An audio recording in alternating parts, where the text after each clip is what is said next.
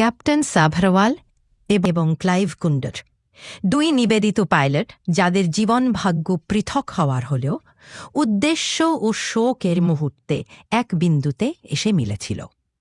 সাভারওয়াল ছিলেন একজন অভিজ্ঞ পাইলট, 2 দশকেরও বেশি সময় ধরে আকাশের সঙ্গী। তার শান্ত ভাব ও আন্তরিক হাসি যাত্রীদের মনে প্রশান্তির পরশ দিত। মায়ের মৃত্যুর পর তিনি মুম্বাইয়ে তার বৃদ্ধ পিতার দায়িত্ব গ্রহণ করেন। প্রতিটি উড়ানের আগে এদিকঘন একটি সংলাপ হতো, আর সেই দিন তার শেষ কথা ছিল, লন্ডনে পৌঁছেই তোমায় ফোন করব। ক্লাইভ কুন্ডার ছিলেন তরুণ, শৃঙ্খলাবদ্ধ, চিন্তাশীল এবং পরিবারের প্রতি গভীরভাবে নিবেদিত। ভ্রমণের গল্প, ভবিষ্যতের স্বপ্ন এবং নতুন অভিজ্ঞতার আকাঙ্ক্ষা তার ব্যক্তিত্বের অংশ ছিল। সতর্কতা ছিল তার স্বভাব এবং নিষ্ঠা ছিল তার কাজের ধরন। সেদিন তারা দুজন একেই লন্ডনগামী নিয়মিত ফ্লাইটে ছিলেন, কিন্তু ভাগ্যে অন্য কিছু ঠিক করে রেখেছিল।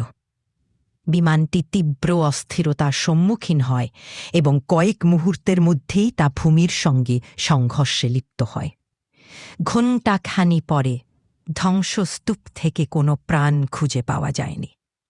ক্লাইভের পিতা সেই প্রতিশ্রুত ফোন কলের অপেক্ষায় ছিলেন, যে কলটা তার পুত্র লন্ডন থেকে করার কথা বলেছিল, কিন্তু সেই ফোন আর কোনোদিন আসে না।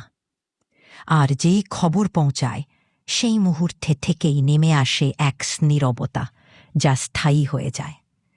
উভয় পরিবারের জন্যেই এই ক্ষতি ছিল অসহায়, এমন এক ক্ষত যা সময় শুধু গ্রহণ করতে পারে, মুছতে নয়। চাইলে আমি এটাকে একটি আবেগ